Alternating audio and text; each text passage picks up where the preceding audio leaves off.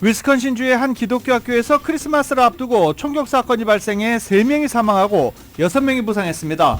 이 중 2명은 위독합니다. 용의자는 15살의 여학생으로 여러 학생이 모인 자습실에서 범행을 저질렀고 범행 이후 스스로 목숨을 끊었습니다. 지난 8월 오들랜드 힐즈에서 살해된 60대 의사는 이혼한 전처에 청부 살인으로 드러나 충격을 주고 있습니다. 게빈 뉴섬 캘리포니아 주지사가 대학 학위가 없는 주민들을 위한 보다 많은 고임금 일자리를 만들겠다며 청사진을 공개했습니다. 캘리포니아 주의회가 학교 캠퍼스에서 이민 당국의 단속을 금지하는 법안을 추진하고 있습니다. 저희 라디오 서울보도국이 연말 특집으로 LA 한인사회를 위해 봉사해온 인물들을 차례로 만나보는 시간 마련했습니다. 오늘은 그 두 번째 시간으로 한인타운 시니어센터에서 무료 헤어컷 봉사를 하는 타인종 주민과 장애 한인들을 대상으로 봉사를 하는 한인을 만나봤습니다. 트럼프 당선인이 주일 미국 대사로 조지 글래스 전 포르투갈 대사를 지명했습니다. 1기 행정부 때 중국 견제에 앞장섰던 인물입니다. 트럼프 당선인이 퇴출당할 위기에 놓인 틱톡에 대해서 따뜻한 감정을 갖고 있다고 긍정적인 입장을 드러내 구제 방안 모색 가능성을 시사했습니다. 상무부는 11월 소매 판매가 7,246억 달러로 전월 대비 0.7% 증가했다고 밝혔습니다. 경제가 소비를 중심으로 견조한 성장세를 지속하고 있다는 해석입니다. 트럼프 당선인이 대기업 최고 경영자와의 접촉면을 부쩍 늘리고 있는 가운데 손의정 회장과의 만남 이후 1,000억 달러 규모의 대미 투자 계획을 발표했습니다. 윤석열 대통령이 지난 11월 에이펙 정상회의 이전에 계엄을 실행하려는 의지를 보였다는 진술이 나왔습니다. 공조수사본부가 대통령실 압수수색을 다시 시도했지만 수색이 불발됐습니다. 대통령에게 출석 요구서도 전하지 못했습니다. 윤 대통령 변호인단은 내란 혐의 자체가 성립할 수 없다고 주장하며 탄핵 심판에서 법적 시비를 가릴 것이라고 했습니다. 현재 헌법재판관이 6명으로 세 자리가 비어있다는 점이 정치권의 큰 쟁점으로 부상한 가운데 3명의 임명을 두고 민주당과 국민의힘이 맞서고 있습니다. 우크라이나와 러시아 간의 전투가 더 격해지고 있는 가운데 젤렌스키 우크라이나 대통령은 북한군이 최전방에서 적극 전투에 가담하고 있다고 주장했습니다. 남태평양의 작은 섬인 바누아투에 규모 7.3의 강진이 발생했습니다. 인명과 재산 피해가 발생했고 통신마저 끊겼습니다. LA 클리퍼스가 유타 재즈와의 경기에서 144대 107로 대승을 거뒀습니다. ESPN은 올 시즌 레이커스가 플레이오프에 진출하지 못할 것이란 전망을 내놨습니다. 토트넘의 손흥민 선수와 함께 뛰고 싶다고 말한 해리 케인으로 인해서 손흥민 선수의 민웬으로의 이적 소문이 추가됐습니다. 오늘 뉴욕 증시는 하락 출발하고 있습니다. 원달러 환율은 1438.9원으로 마감했습니다. 남가주 오늘도 대체로 맑겠고 LA 한인타운의 낮 최고 기온 74도로 예상됩니다. 이 시간 주요 뉴스는 하늘 위 호텔 세계 최대 항공기 아시아나항공 A380에서 차별화된 서비스를 만나보세요. 고국까지 편안하고 안전하게 모시는 아시아나항공 제공입니다.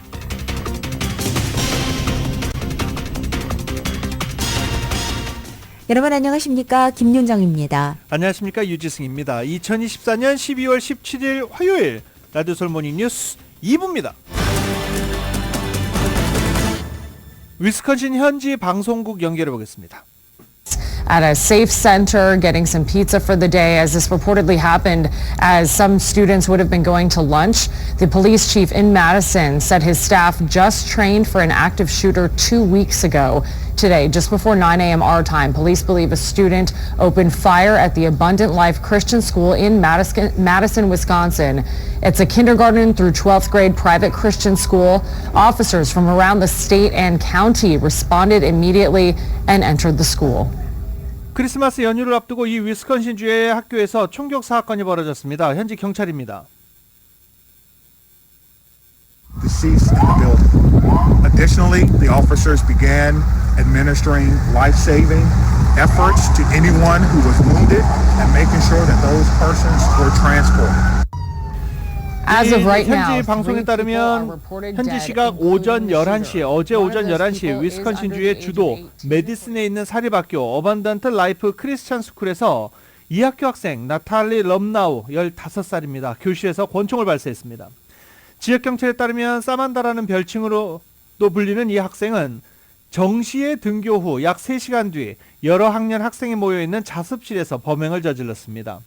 이 총격으로 10대 학생 1명과 교사 1명이 숨졌고 용의자인 럼나우도 권총으로 스스로 생을 마감했습니다. 부상자는 총 6명으로 이 중 2명은 생명 위독합니다. 총격 사실을 가장 먼저 911에 전화해 신고한 학생은 2학년 학생으로 알려졌습니다. 범행 동기가 아직 파악되고 있지 않은 가운데 소셜미디어 등을 중심으로 용의자에 대한 확인되지 않은 정보도 쏟아지고 있습니다. 트랜스젠더였다 또는 미리 오래전부터 준비해왔다, 범행 전에 작성한 성명문이 있었다, 여러 가지 정보가 쏟아지고 있지만 확인은 되지 않았습니다. 현지 경찰은 용의자 여학생의 부모가 수사에 협조하고 있으며 그가 총을 가지게 된 경위와 범행 동기 등을 조사 중이라고 밝혔습니다. 성탄절, 크리스마스 연휴를 불과 일주일 앞두고 벌어진 비극에 미국은 충격에 휩싸여 있는 상태입니다. 그것도 하필 기독교 학교에서 벌어진 총격 사건이라 충격은 더 큽니다. 메디슨시 동부 외곽에 자리한 어번던트 라이프 크리스천 스쿨은 전체 학생이 약 400명 정도 규모로 소규모 사립학교입니다.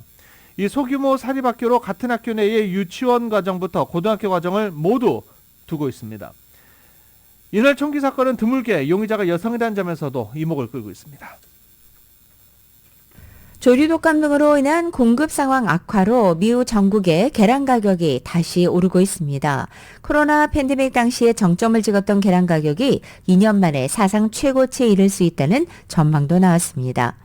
연방노동통계국에 따르면 대형 A등급 계란 12개들이 한 상자 가격이 지난해 11월에 2달러 14센트에서 지난달에는 3달러 65센트로 치솟았습니다. 식품업계 전문가들은 이 같은 가격 상승 추세가 2025년까지 이어질 가능성이 높다고 경고합니다. 계란 가격 급등의 주요 원인으로는 고병원성 조류 인플루엔자가 꼽히고 있습니다.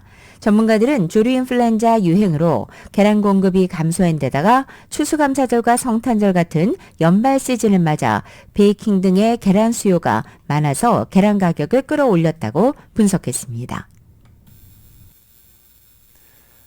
상무부가 미국의 11월 소매 판매가 7,246억 달러로 전월 대비 0.7% 증가했다고 밝혔습니다. 이는 전월 대비 0.5% 증가를 예상한 전문가 전망치를 웃돈 수치입니다. 전년 동기 대비로는 3.8%가 상승했습니다. 시장 기대를 웃돈 소매 판매 최신 지표는 미국의 경제가 소비를 중심으로 견조한 성장세를 지속하고 있음을 시사한다라고 해석됐습니다. 월간 소매 판매 지표는 전체 소비 중 상품 판매 실적을 주로 집계하는 속보치로 경제 중추인 소비 변화를 가늠할 수 있는 지표로 늘 여겨지고 있습니다. 게빈 뉴섬 캘리포니아주 지사가 어제 대학 학위가 없는 주민들을 위해 더 많은 고임금 일자리를 창출하기 위한 청사진을 공개했습니다. 보도국에서 전해드립니다. 무거워진 대학 학자금 부담으로 대학 교육이 실질적으로 얼마만큼이나 경제적으로 이득을 가져다 주는지 의문을 제기하는 사람들이 늘어난 가운데 뉴섬주 지사가 실무 중심의 학습, 직무 관련 직업 기술, 또 저렴한 교육 기회를 많은 사람들에게 제공함으로써 대학 교육을 받지 않아도 경제적으로 필요를 채울 수 있는 일자리를 마련하는 것을 목표로 하는 청사진을 16일 공개했습니다. 뉴섬주 지사는 이날 성명을 통해 모든 캘리포니아 주민은 실생활에 필요한 기술을 쌓을 자격이 있다며 여기에는 대학 학위가 필요하지 않은 직종도 포함된다고 밝혔습니다. 이날 공개된 주지사의 청사진에 따르면 경력 패스포트라는 새로운 디지털 도구를 도입해 학업 성적표, 검증된 기술, 가령군대 등 교실 밖에서 얻은 자격증을 통해 근로자들이 잠재적 고용주에게 자신의 능력을 보여줄 수 있게 만드는 것을 골자로 하고 있습니다. 또 교육자나 직업훈련 제공자, 고용주들로 구성된 주차원의 협력체를 구성해 경제 동향과 인력 수요를 평가하고 교육과정과 자금을 조정하는 내용도 포함되어 있습니다. 고등학교와 대학에서 인턴십과 견습 제도를 포함한 실무 기반의 학습, 진로 탐색, 세분화된 상담을 제공하고 장애인, 영어학습자 혹은 미취업 미취학 청년, 대학을 다니지 않은 부모를 둔 사람들을 위한 직업훈련을 제공하고 교육 이적 근성을 확대하는 것이 골자입니다. 뉴섬주 지사는 또한 대학 학위나 특정 교육 요건이 필요 없는 주정부 일자리를 기존의 약 3만 개에서 내년에는 6만 개로 2배 늘릴 계획입니다. 이 계획은 내년 초에 최종안이 발표될 예정으로 오는 1월에 제출될 주 예산안에 자금 지원 내용이 포함됩니다. 경력 패스포트 개발, 재향군인들의 경력을 대학 학점으로 인정하는 주전체 시스템, 기타 진로 프로그램을 위해 최소 1억 달러가 배정될 예정입니다. 이 계획은 대학 학위가 여전히 재정적 안정을 위한 가치 있는 경로라는 점을 인정하면서도 대학 학위 없이도 성공할 수 있는 방법을 찾아야 한다는 것이 취지입니다. 캘리포니아는 전국에서 주민들 간의 경제적 격차를 가장 큰 지역 중 하나로 상위 10% 소득자의 평균 연봉이 30만 달러인 반면 하위 10%는 2만 9천 달러에 불과합니다. 라디오 서울 보도국 뉴스룸입니다. LA 카운티 공중보건부가 의료부채 구제 프로그램을 런칭했습니다. 그리고 지난 8월입니다. 오들랜드 힐즈에서 60대 의사가 자신의 병원 앞 주차장에서 피살됐습니다. 용의자를 잡고 보니까요. 이혼한 전처가 청부살인한 거였습니다. 관련 소식 보도국에서 전합니다. LA 카운티 공중보건부가 16일 의료부채 구제 프로그램을 론칭했습니다.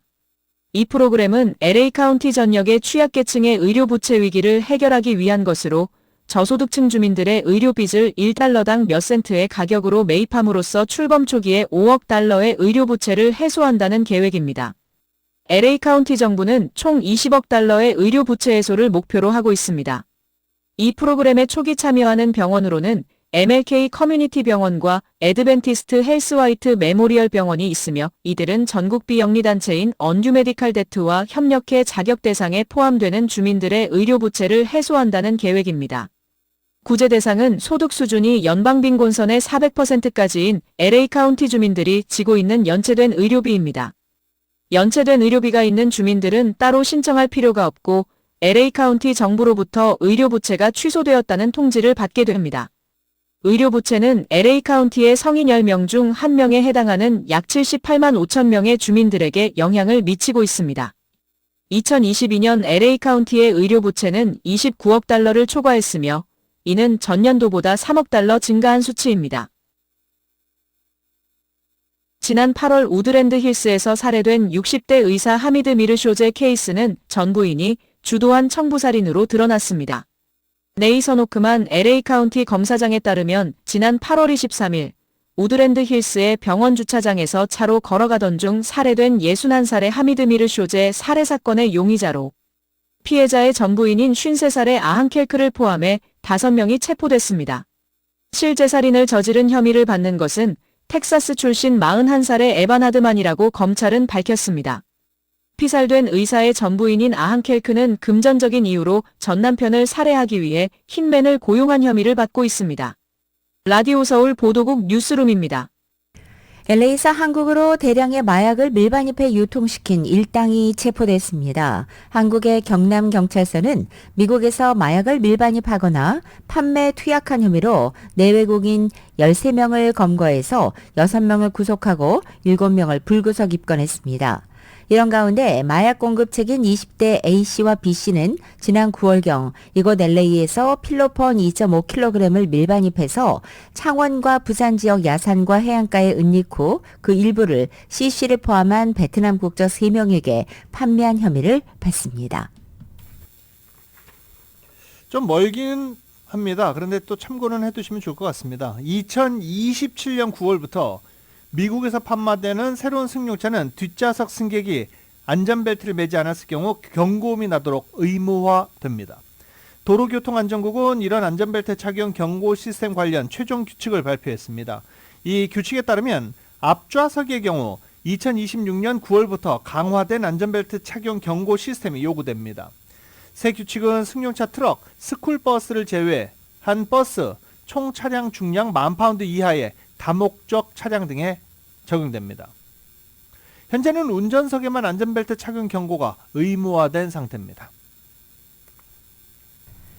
저희 라디오 서울 방송이 연말을 맞아 커뮤니티 발전에 힘쓰며 이웃의 봉사해온 인물을 선정해 그 이야기를 들어보는 시간을 마련한 가운데 오늘은 그 두 번째 시간입니다. 한인타운 시니어센터에서 무료 헤어컷 서비스를 제공하는 타인종 주민과 또 장애 한인들을 대상으로 봉사활동을 하는 한 한인을 이은 기자가 만나봤습니다. 한인타운 시니어센터에서 타인종 청년이 무료 헤어컷 서비스를 제공하면서 화제가 되고 있습니다. 노인센터에서 무료로 한인 시니어들에게 헤어컷 서비스를 제공하는 가브리엘 레바 씨는 노인센터 인근에 거주하는 이발사입니다. 강아지와 산책길에 노인센터를 지나가면서 즉흥적으로 재능 기부를 결심했다고 밝혔습니다. 이스트 LA의 피게로아 바버샵에서 일하는 가브리엘 씨는 자신의 재능을 기부할 수 있는 곳을 늘 원했는데 집에서 도보로 3분 거리에 위치한 시니어 센터가 최적의 장소라고 설명했습니다. 처음 시니어 센터를 무작정 방문해 서비스를 제공하겠다고 제안하자 시니어 센터에서는 회원들에게 새로운 경험을 제공해줄 수 있다는 사실 때문에 매우 반겼다고 전했습니다. 미장원과 달리 바버샵에서 쌓은 실력으로 한인들에게 색다른 경험을 제공해주는 기회를 제공해서 매우 뿌듯하다고 가브리엘 씨는 전했습니다.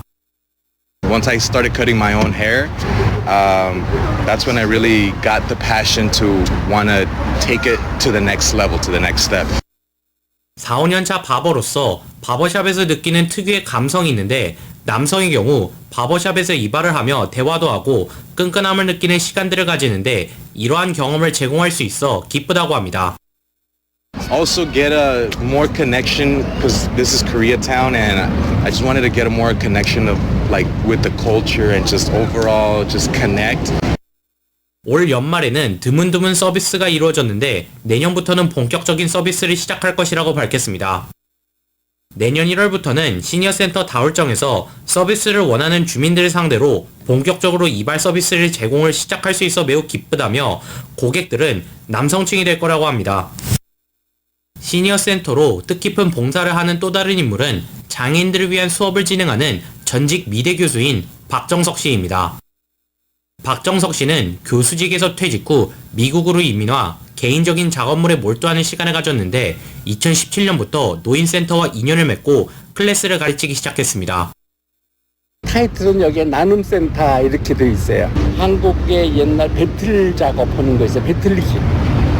직물을 짜는 거. 그 작업을 제가 간단하게 만들어서 그거를 가르치고 있어요. 연결이 되니까 굉장히들 좋아하고 하나에 자기가 만드는 게 똑 떨어져요. 끝나면은. 여기서 나눔의 시간을 이 센터에서 마련해 주신 거 전 참 감사하게 생각해요. 이 나오면서부터 저는 항상 즐거웠어요. 아무런 후회한 이런 거 아무것도 없어요. 그러니까 내년에도 이게 계속됐으면 하는 생각. 진짜로 그렇게 기도해요. 클래스를 가르치면서 기쁨과 활력을 얻게 되었다고 밝혔습니다. 저는 하나도 안 힘들어요. 왜냐하면 일반인으로 똑같이 생각하면 되잖아요. 제가 이제 대학에서 한 30여 년 근무했는데 그 학생들이나 여기 학생들이나 뭐 특별하게 다르게 생각을 하면은 힘들겠죠. 근데 난 그렇게 생각을 안 하고 시작을 했어. 제가 오히려 더 좋아요. 두 사람은 힘찬 새해를 다짐했습니다. 가브리엘 씨는 내년에 시작하는 바버샵 서비스는 서비스를 진행하는 시간대에 시니어 센터에 방문해 사인업만 하면 서비스를 받을 수 있다고 밝혔습니다. Starting January, I'll be coming to the community center every Thursday and Friday from 10 a.m. to 2 p.m. Accepting anyone who's in the center coming in. There's going to be a volunteer sheet to sign in. You're eligible for a free haircut. 박정석 씨입니다. 어려운 거 잘 따라줘서 항상 고맙고 또 힘들지만은 그냥 우리 같이 끝까지 한번 나가보자고 얘기해주고 싶어요. 예. 라디오 서울 뉴스 이은입니다.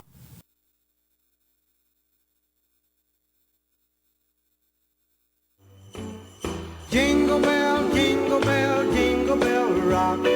Jingle bells swing and jingle bells ring. Snowing and blowing up bushels of 12월 17일 화요일 남가주의 날씨입니다. 최근 남가주 지역에 맑고 건조한 날씨 이어지고 있는 가운데 오늘도 역시 대체로 맑고 건조하겠습니다. 낮 기온은 어제보다 4, 5도가량 높아져서 이 포근한 날씨 계속되겠습니다. 수요일인 내일은 낮 기온은 오늘보다 8, 9도가량 더 높아져서 대부분 지역 낮 최고 기온이 80도를 웃돌겠습니다. 목요일의 낮 기온은 전날보다 5도가량 내려앉지만 여전히 평년 기온을 크게 웃도는 이상고온 현상이 계속되겠습니다. 이 같은 이상고온 현상은 금요일에는 누그러들기 시작하고 주말인 토요일부터는 평년 기온으로 떨어지겠습니다. 한편 말리부 지역과 벤투라 카운티 일부 지역에는 오늘 레드 플래그 워닝, 즉 산불 경보 발효되어 있습니다. LA 한인타운의 오늘 낮 최고 기온 74도, 밤 최저 기온은 50도, 오렌지 카운티 지역은 75도, 54도, 밸리와 일란드 엠파이어 지역 79도, 59도, 해안 지역은 67도, 54도 예상됩니다. 한국은 오늘 전국이 대체로 흐리고 서울의 오늘 아침 최저기온이 12도, 낮 최고기온은 32도로 예상됩니다. 라디오솔 모닝뉴스 한국 소식입니다. 비상계엄 사태를 수사하는 한국경찰 국가수사본부 특별수사단이 대통령 경호처에 대한 압수수색을 시도했지만 경호처가 진입을 허락하지 않으면서 비화폰 관련 서버 자료 확보가 불발됐습니다. 특별수사단은 언론 공지를 통해 이같이 밝혔습니다. 경호처는 압수수색 진행 협조 여부를 검토 후 다시 알려주겠다는 입장을 알려왔다라고 밝혔습니다. 압수수색 영장은 경호처 서버에 저장된 조지호 경찰청장의 비화폰 통신기록 확보가 목적입니다. 조 청장은 계엄 당일 비화폰으로 윤석열 대통령과 6차례 통화를 했습니다. 비화폰은 경호처가 지급하고 관리하는 전화기입니다. 윤석열 대통령이 헌법재판소에 탄핵 심판 서류를 접수하지 않고 수사기관의 출석 요구에도 잇따라 불응하면서 관련 절차들이 늦춰질 수 있다는 지적이 나옵니다. 17일 법조계에 따르면 헌재는 전날 대통령 비서실에 인편으로 서류를 전달했지만 윤 대통령이 직접 전달받았는지 여부가 확인되지 않아서 이것을 송달 완료로 봐야 할지 송달 불능 혹은 거부로 봐야 할지 고민하고 있습니다. 우편과 전자문서 시스템을 통해 발송한 서류도 윤 대통령에게 전달됐는지 확인되지 않는 상황입니다.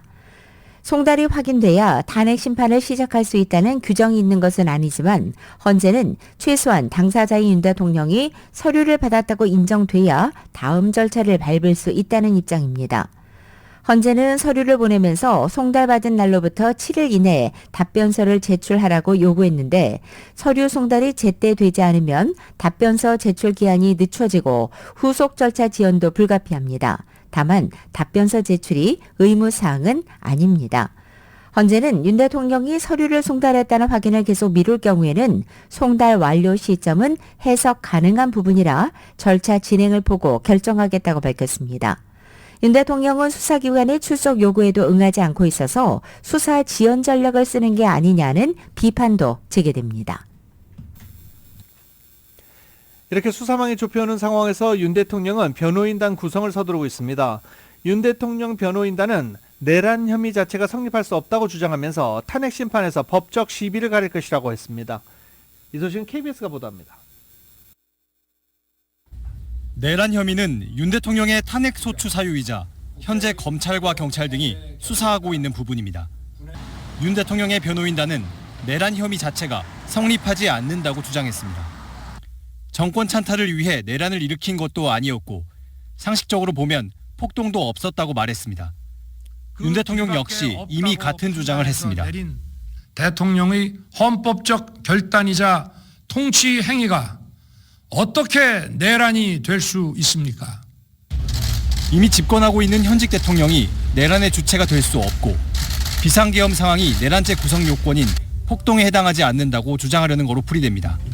국헌 문란의 목적 내지는 국회를 무력화하려는 목적이 있었던 게 맞느냐, 이걸 이제 확인하는 게 필요한 것이죠. 또 하나의 탄핵 소추 사유인 비상계엄 선포. 윤 대통령의 변호인단은 야당을 겨냥해 국헌 문란이라 해도 과하지 않을 정도의 탄핵 남발과 예산 감축이 있었고 국회에 출석하는 정부 공직자를 능멸했다며 비상계엄 선포의 정당성을 강조했습니다. 앞으로 탄핵 심판에서 법적인 시비를 가릴 것이라고도 밝혔습니다. 비상계엄이 과연 헌법과 법률에 합치하는 것이냐, 그다음에 비상계엄을 위해서 동원한 수단, 즉 군을 동원한 것이 폭동에 해당되는 것이냐, 이거가 변호인단은 수사와 탄핵 심판 절차를 동시에 할 수는 없을 것이라며 두세 개 기관이 경쟁하듯 출석 요구와 강제 수사를 하는 부분도 조정이 필요하다고 밝혔습니다. 그러면서 내란죄 수사와 탄핵 심판에 대응할 변호인단은 별도로 구성하기로 했다고 밝혔습니다. KBS 뉴스 김민혁입니다. 이런 가운데 홍준표 대구시장이 한국 시간으로 17일 윤석열 대통령 내란 혐의와 관련해 윤 대통령은 국가 정상화를 내걸었기 때문에 목적법인 내란죄는 되기 어렵다고 말했습니다. 홍 시장은 이날 자신의 페이스북 글에서 내란죄는 국헌 문란의 목적이 있어야 한다며 이같이 밝힌 것입니다. 이어서 행위 태양으로 폭동이 요구되는 폭동은 이 한 지방의 평온을 해할 정도여야 되는데 이번 계엄의 경우는 폭동이라기보다 일시적 소란에 가깝다고 덧붙이기도 했습니다. 그러면서 이미 6일 전 내란죄는 성립되기 어렵고 직권남용죄 정도로 보여진다고 했는데 수사기관들은 하이에나처럼 달려들어 공다툼하는 것이 어이없는 행태로 보인다고도 덧붙였습니다. 비상계엄 선포 당시 육군 특수전사령부 707 특수임무단이 실탄과 공포탄을 합쳐 약 6,000발의 총알을 반출했다고 민주당 서영교 의원이 밝혔습니다. 서 의원이 특수전사령부에서 받은 자료에 따르면 지난 3일과 4일 국회에 출동한 707 부대는 보통탄 3,960발과 공포탄 1,980발 등 총 5,940발을 반출한 것으로 확인됐습니다. 테이저건 카트리지도 100발 반출된 것으로 드러났습니다. 테이저건은 미국 경찰들이 많이 쓰고 있기 때문에 잘 아시죠? 전류로 중추 신경계를 일시적으로 교란해 무력화하는 장비입니다. 다만 반출됐던 탄약은 계엄 사태가 마무리된 이후 모두 반입된 것으로 확인됐습니다.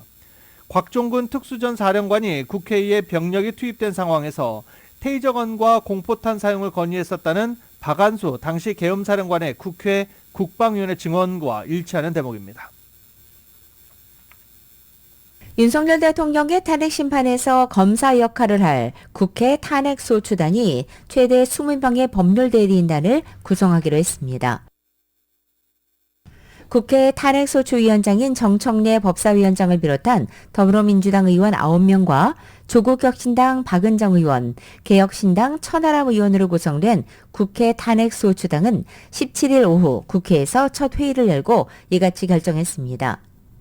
탄핵소추단 간사이자 대변인을 맡은 민주당 최기상 의원은 회의 후 기자들과 만나서 노무현 박근혜 전 대통령 때는 국회 측 소송 대리인단이 14에서 15명이었는데 이번 사건의 중대성이나 신속 재판의 필요성을 고려해서 많으면 20명까지로 구성할 수 있다고 말했습니다. 탄핵소추단은 일주일에 2, 3회가량 정기적으로 회의를 열어서 탄핵 심판 준비에 나섭니다. 오는 27일로 예정된 헌법재판소의 윤 대통령 탄핵 심판 첫 변론기일에는 탄핵소추안 전원이 참석할 예정입니다. 여야가 국회 추천 헌법재판관 3명 임명 문제를 놓고 팽팽히 대치하고 있습니다.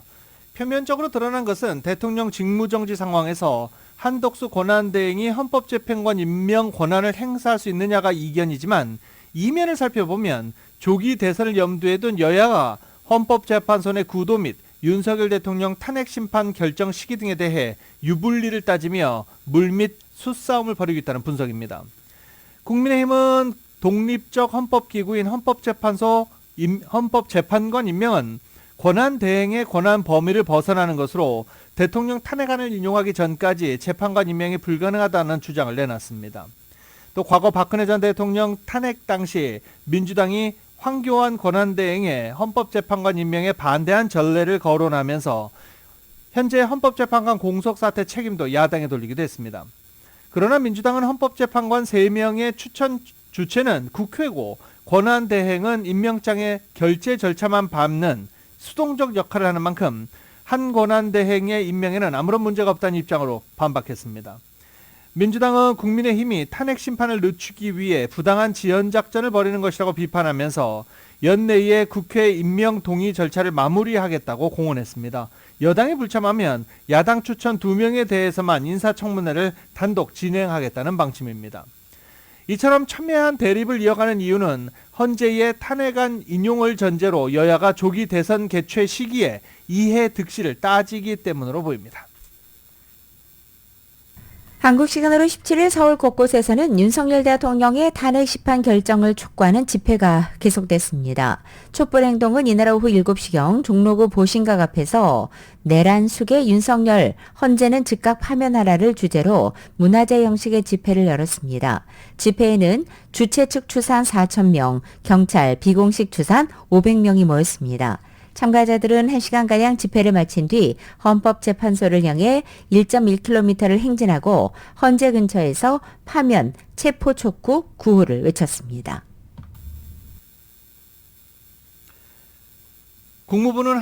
미국 국무부는 한미동맹과 관련해 한미동맹은 대통령 간의 동맹뿐만이 아니라 정부 간의 동맹이자 국민 간의 동맹이라고 밝혔습니다.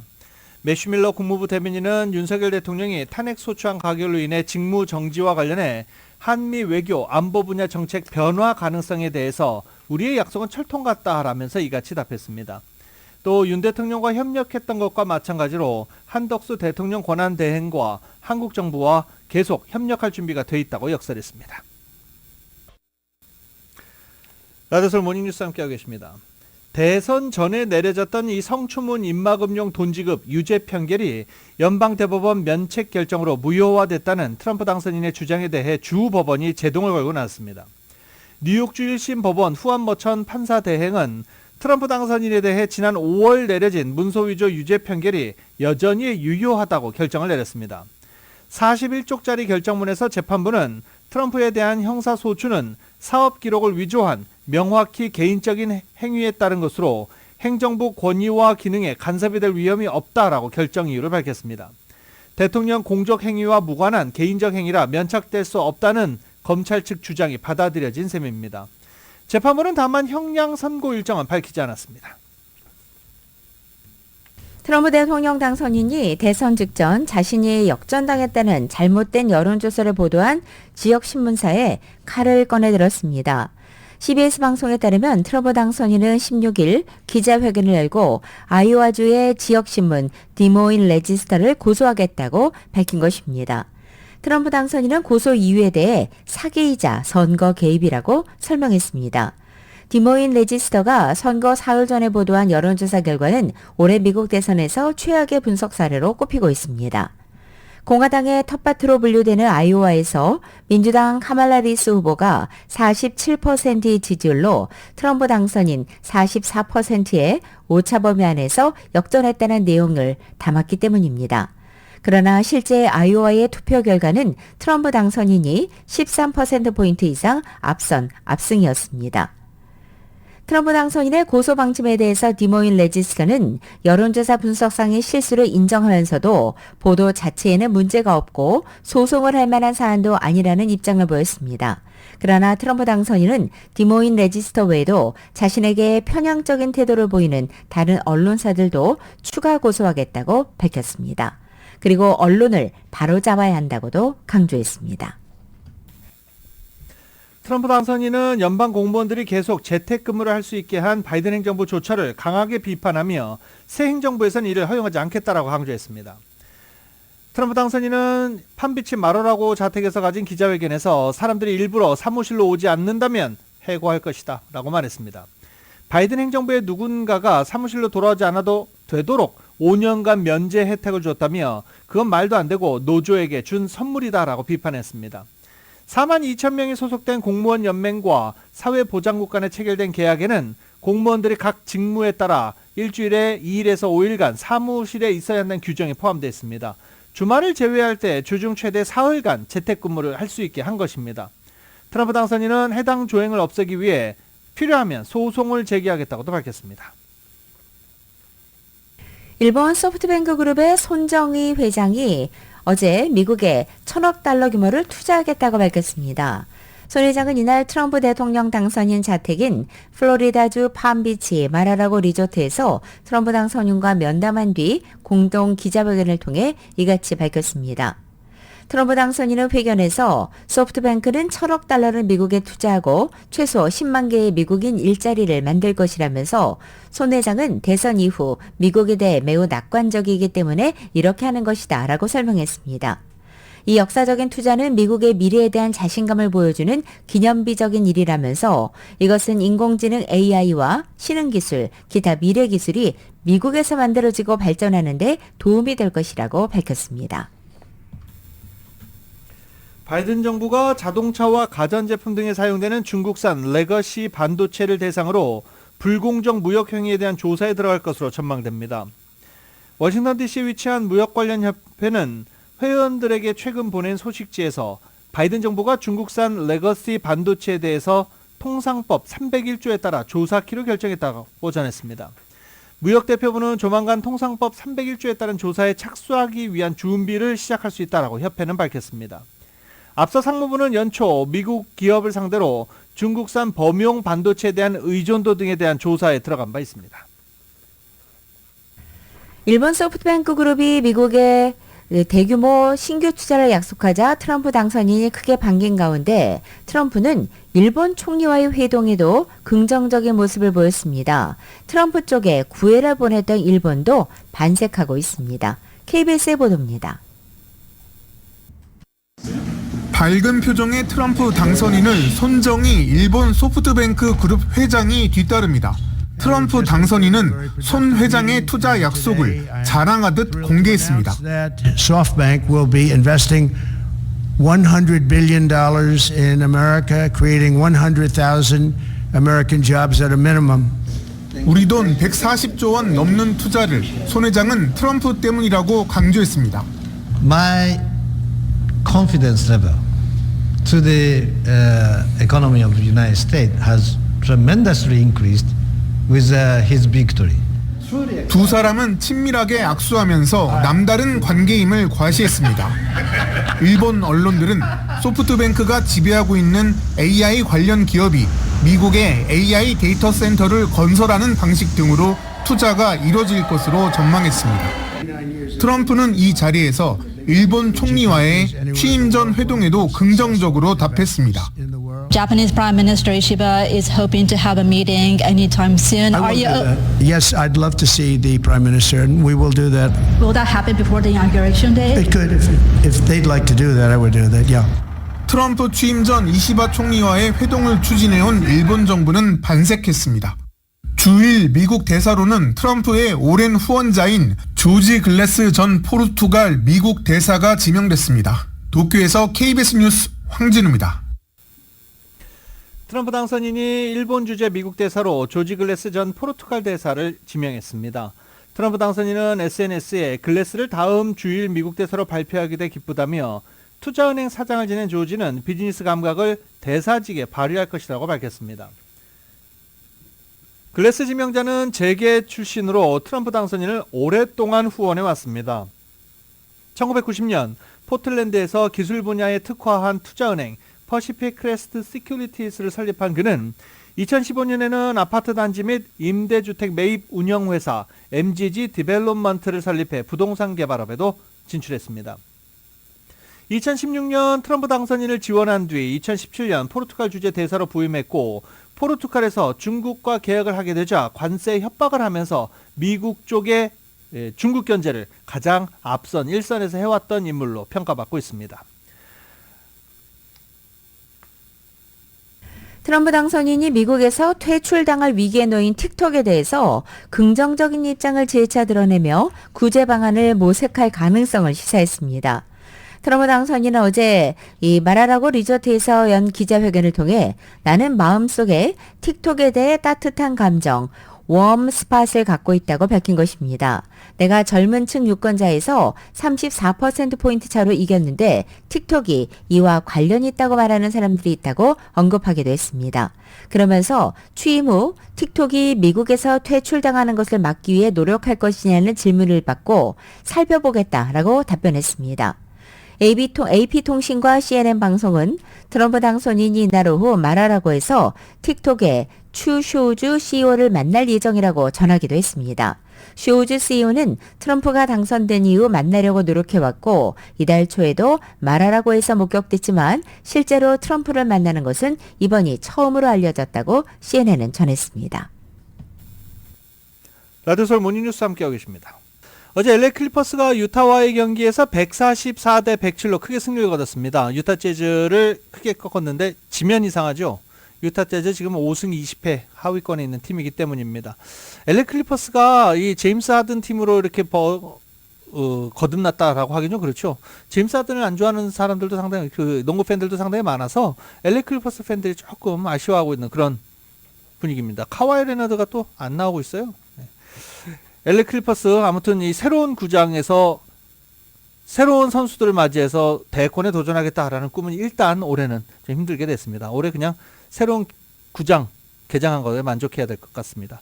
한편 ESPN은 올 시즌 NBA에서 레이커스는 플레이오프에 진출하지 못할 것 같다라고 예상했습니다. 너무 늙었다라는 게 이유입니다.